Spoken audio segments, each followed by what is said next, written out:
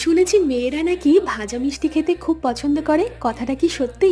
আমি অবশ্য ভাজা মিষ্টি খেতে বেশ পছন্দ করি। বাইরে থেকে সবসময় মিষ্টি কিনে খাই না, বাড়িতে আটা আর গুঁড়ো দুধ দিয়ে বানিয়ে নিয়েছি ভাজা গোলাপ জাম। 1 বাটি আটা, 1 বাটি গুঁড়ো দুধ বা আমুল দুধ, 2 চামচ ঘি, সামান্য বেকিং পাউডার দিয়ে ভালোভাবে ময়ান দিয়ে রুম টেম্পারেচারে রাখা গরুর দুধ দিয়ে এই আটাটা বেশ নরম করে মেখে 15 মিনিটের জন্য রেখে দেবো। এরপর 1 বাটি কি 2 বাটি পরিমাণ মতন চিনি আর 2 বাটি জল দিয়ে একটা রস তৈরি করে নেব। এই রসটা একটু এলাচ গুঁড়ো দিয়ে ফুটিয়ে নেব ভালোভাবে।